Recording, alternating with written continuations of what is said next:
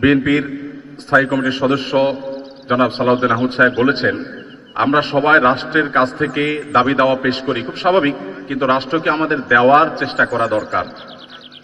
তার সাথে পরিপূর্ণভাবে সহমত পোষণ করে একটি কথা আমি বলতে চাই, সেটা হলো এদেশের 3 লক্ষ মসজিদের কমপক্ষে 6 লক্ষ ইমাম মুয়াজ্জিন রাষ্ট্রকে দেওয়ার জন্য প্রতিনিয়ত চেষ্টা করেন এবং দিয়ে যাচ্ছেন। দুর্ভাগ্যজনক বাস্তবতা, স্বাধীনতার 50 বছর পরেও ইমাম মুয়াজ্জিন এবং আলেম ওলামাদের কোনো অবদানের স্বীকৃতিটুকু রাষ্ট্র কখনো দিতে পারে নাই। আজও বাংলাদেশের চেহারাকে যদি পরিবর্তন করে দিতে হয়, আজও বাংলাদেশকে যদি স্বনির্ভর করতে হয়, আজও বাংলাদেশের পরিবেশ সচেতনতা সৃষ্টি করে যদি সাফল্য অর্জন করতে হয়, পরিবেশ বিপর্যয় যদি রোধ করতে হয়, যে কোনো দুর্যোগ মোকাবেলা যদি সফলভাবে করতে হয়, দেশের শুধু মসজিদগুলোকে ইমাম মুয়াজ্জিনদেরকে যদি রাষ্ট্র অন করে, ইমাম মুয়াজ্জিনদেরকে যদি সে সুযোগ দেয়, তাদেরকে যদি অন্তত কাজ করবার পরিবেশটা করে দেয়, আমার বিশ্বাস বাংলাদেশের চেহারা পরিবর্তন করতে আর কোনো কিছুর তেমন বেশি প্রয়োজন হবে না। 3 লক্ষ মসজিদ, সরকারি হিসেব মতো কমপক্ষে 3 লক্ষ মসজিদ, আরো বহু আগে বলা হয়েছে, সেটা এখন 3 লক্ষের অনেক বেশি চলে গেছে স্বাভাবিকভাবে। 3 লক্ষ মসজিদে প্রতি জুমার দিনে 12:30 থেকে 1:30 পর্যন্ত এই সময়ের মধ্যে গড়ে যদি 100 মানুষ একটা মসজিদে জুমার নামাজে খতিব সাহেবের খুতবা শোনার জন্য আসেন, তাহলে 3 কোটি মানুষ হয়। বাংলাদেশের সমস্ত টিভি চ্যানেল, সমস্ত মিডিয়া একযোগে সবচেয়ে পিক টাইমে এত বেশি দর্শক কখনো পায় বলে আমি মনে করি না।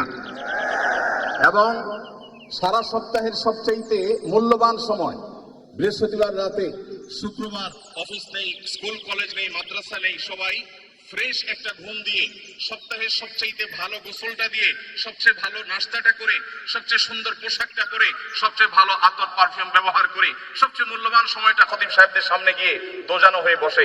পৃথিবীর অন্য কোনো কৃষ্টি কালচার, কোনো সিস্টেমে একসাথে একটা দেশের 3 কোটি মানুষকে অ্যাড্রেস করার এই সুযোগ ইমাম সাহেব, খতিব সাহেবরা ছাড়ার কারোর হাতে নেই।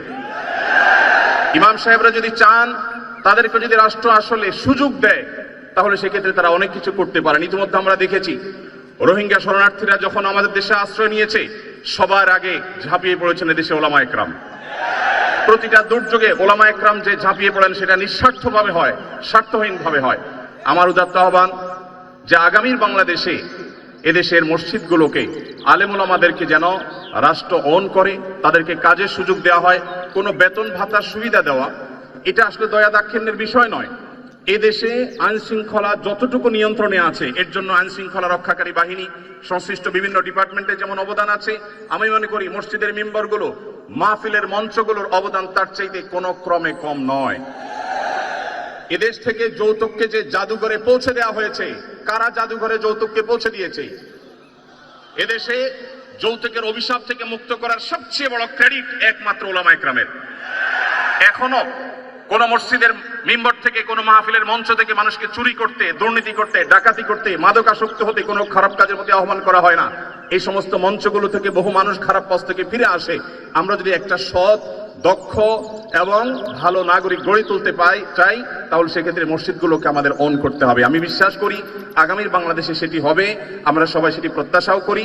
আমরা মসজিদ কেন্দ্রিক যে সমস্ত ব্যবস্থাপনা করা যায়, পরিবেশ সুরক্ষা, পরিচ্ছন্নতা অভিযান, দারিদ্র্য বিমোচন, স্কিল ডেভেলপমেন্ট মূলক বহুমুখী কার্যক্রম আমরা সম্পন্ন করতে পারি। আমি সালাউদ্দিন ভাইয়ের সাথে পরিপূর্ণ একমত। শুধুমাত্র রাষ্ট্রের কাছ থেকে নেওয়ার ব্যাপার না, আমাদেরকে দেওয়ার চেষ্টা করতে হবে। এবং আমার বিশ্বাস ওলামা একরাম সেটা করতে চান, কিন্তু তাদেরকে সেই সুযোগটা দেওয়া হয় না। এদেশের আলেমদের কোন অবদানকে আজ 50 বছরের মধ্যে স্বীকৃতি দেওয়া হয়েছে আমি জানতে চাই। দুর্ভাগ্যজনক বাস্তবতা, সেটি আসলে হয়নি। তা আমরা নতুন বাংলাদেশে অন্তত প্রত্যাশা করি যে আমরা সবাই মিলে, শুধু আলেম ওলামা নয়, সকল ধর্মের মানুষ কাঁধে কাঁধ মিলিয়ে আমাদের এই প্রিয় বাংলাদেশকে আমরা বিশ্বের দরবারে উন্নতির চরম শিখরে পৌঁছতে চাই। আমাদের পরে স্বাধীনতা অর্জন করে পৃথিবীর বহু দেশ এমন অগ্রসর হয়েছে, যেটা দেখে আমাদের কষ্ট হয়, দুঃখ হয়। আজকে ভূমিকম্পের যে ভয়াবহতা নিয়ে প্রত্যেকটা মানুষ আতঙ্কে দিন পার করছে, কি হয়েছে এদেশে? একটি মানুষের জীবন নিরাপদ করবার জন্য যথাযথ ব্যবস্থাটুকু পর্যন্ত আমরা নিতে পারিনি। আমি আশা করি আগামীর বাংলাদেশে যারাই আসবেন আমরা প্রত্যেকে এই ব্যাপারগুলোতে সচেতন থাকব।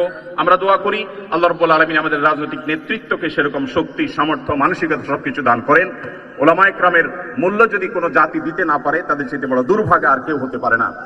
আমি প্রায় সময় বলি, এই দেশকে যদি নিরলসভাবে, নিঃস্বার্থভাবে কোনো মানুষ ভালোবাসে, ওলামায়ে কেরাম হলেন সেই মানুষগুলো। অনেকে আছেন যাদেরকে হয়তো পার্শ্ববর্তী দেশ গ্রহণ করবে, অনেকে হয়তো আমেরিকা গ্রহণ করবে।